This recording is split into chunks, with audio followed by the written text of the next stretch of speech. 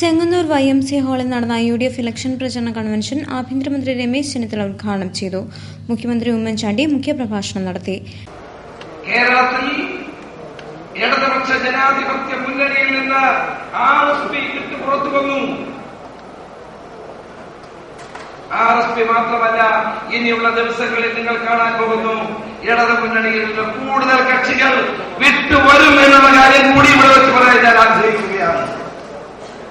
കൂടുതൽ വ്യക്തികളും കക്ഷികളും ഇടതുപക്ഷ ജനാധിപത്യ മുന്നണി വിട്ടുപോരുകയാണ്. കാരണം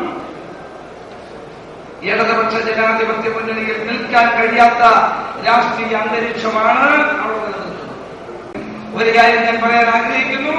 പിണറായി വിജയൻ CPM സെക്രട്ടറി ആയിരിക്കുന്നിടത്തോളം കാലം ഇടതു മുന്നണി ഒരു സീറ്റും വിജയിക്കാൻ പോകുന്നില്ല എന്നുള്ളതാണ്. ഈ തെരഞ്ഞെടുപ്പിലും ഇടതുപക്ഷ ജനാധിപത്യ മുന്നണിക്ക് തെരഞ്ഞെടുപ്പ് വിജയം എന്നുള്ളത് വളരെ അകലെയാണ് എന്നുള്ളതാണ് യാഥാർത്ഥ്യം.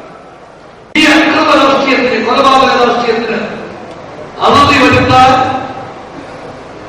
കേരളത്തിലെ ജനങ്ങൾ ഈ തെരഞ്ഞെടുപ്പ് വിനിയോഗിക്കും എന്നതിൽ എനിക്ക് യാതൊരു സംശയമില്ല.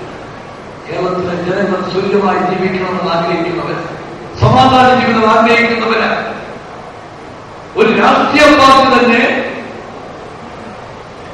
കൊലപാതക രാഷ്ട്രീയം അവരുടെ നയമായി, പരിപാടിയായി അംഗീകരിച്ചാൽ നാട് എങ്ങോട്ട് പോകും? അതുകൊണ്ട് ഈ തെരഞ്ഞെടുപ്പ് കേരള രാഷ്ട്രീയത്തെ ശുദ്ധീകരിക്കാൻ തെറ്റായ പ്രവണതകൾ വെച്ച് പുലർത്തുന്നവരെ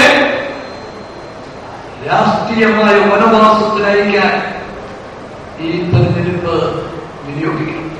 DCC president Shukoor, PC Vishnunath MLA തുടങ്ങിയ പ്രമുഖരെ കൂടാതെ സാമൂഹ്യ സാമുദായിക നേതാക്കളും ചടങ്ങിൽ പങ്കെടുത്തു. പാർലമെന്റ് ഇലക്ഷനിൽ മാവേലിക്കരയിൽ നിന്നും ജനവിധി തേടുന്ന UDF സ്ഥാനാർത്ഥി കൊടിക്കുന്നിൽ സുരേഷിന്റെ ഇലക്ഷൻ പ്രചരണ ഭാഗമായാണ് ചെങ്ങന്നൂരിൽ കൺവെൻഷൻ സംഘടിപ്പിച്ചത്.